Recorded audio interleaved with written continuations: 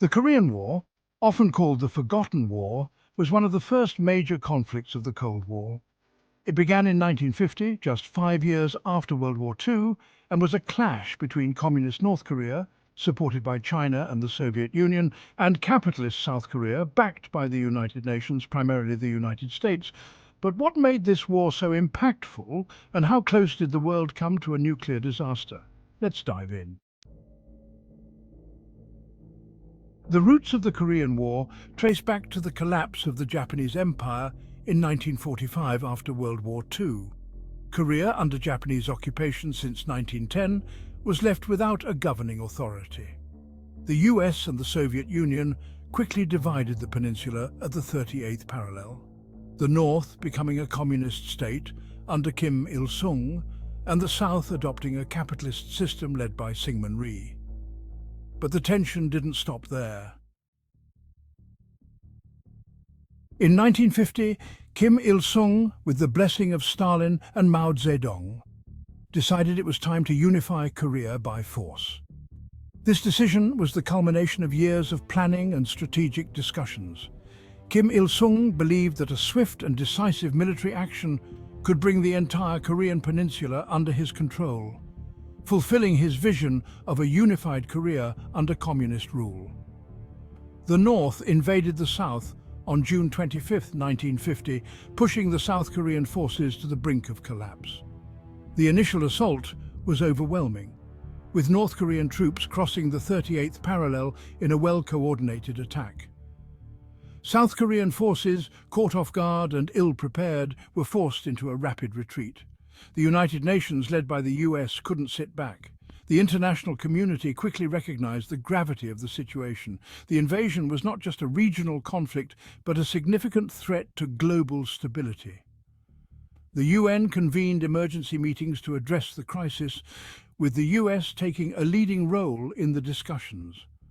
President Truman decided to intervene, not through Congress, but through the UN, framing this as a global fight against the spread of communism.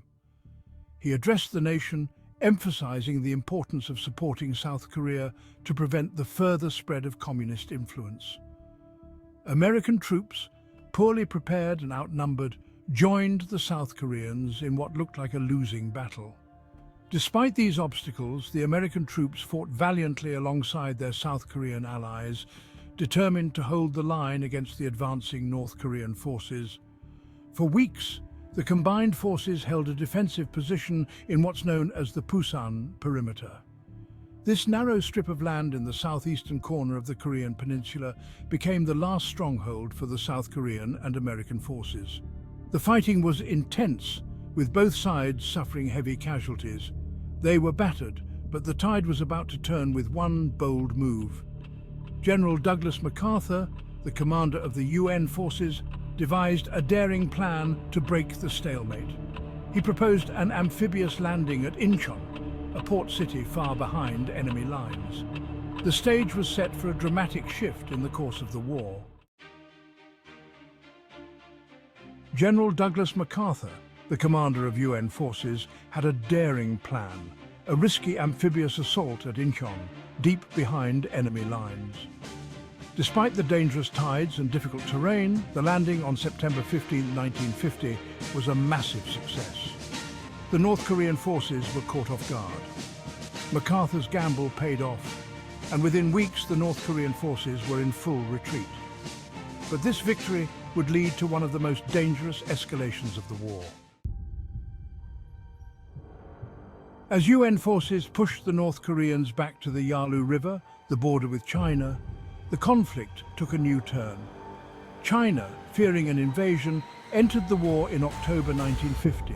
Hundreds of thousands of Chinese troops flooded into North Korea, catching the UN forces off guard and pushing them back.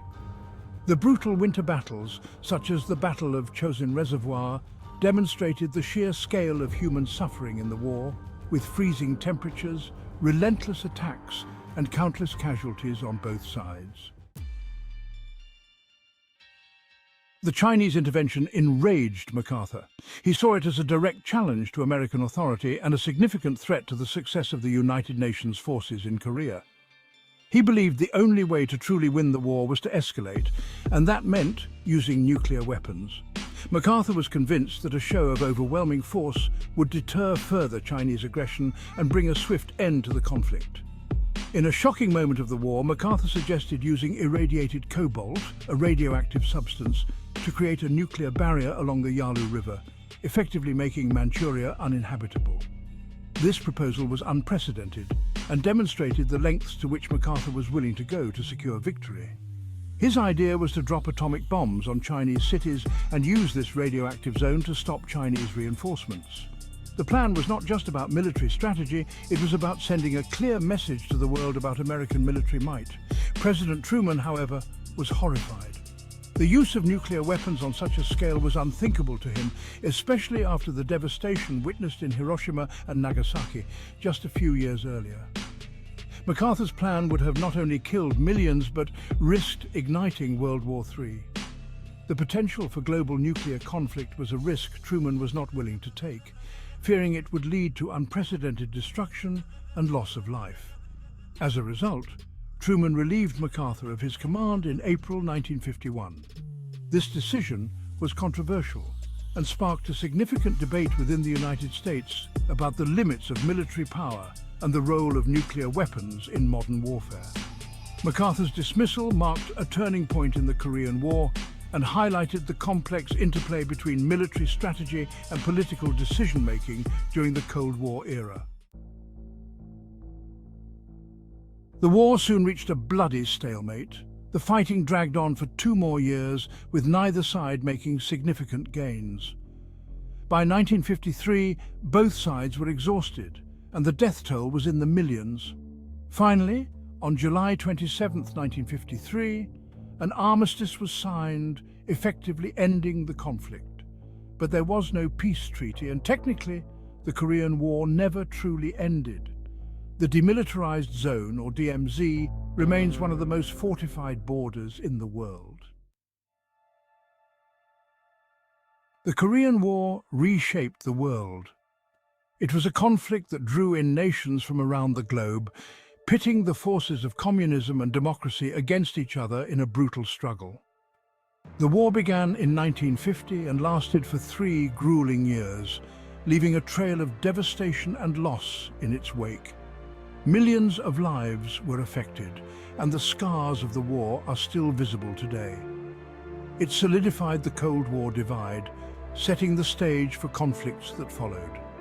The Korean War was not just a regional conflict, it was a pivotal moment in the global struggle between the United States and the Soviet Union.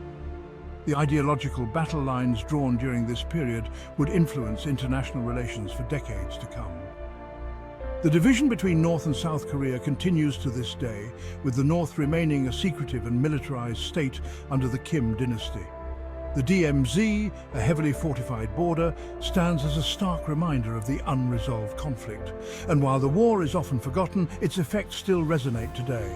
The sacrifices of those who fought are commemorated in memorials and ceremonies, but the true cost of the war is felt in the ongoing division of the Korean people.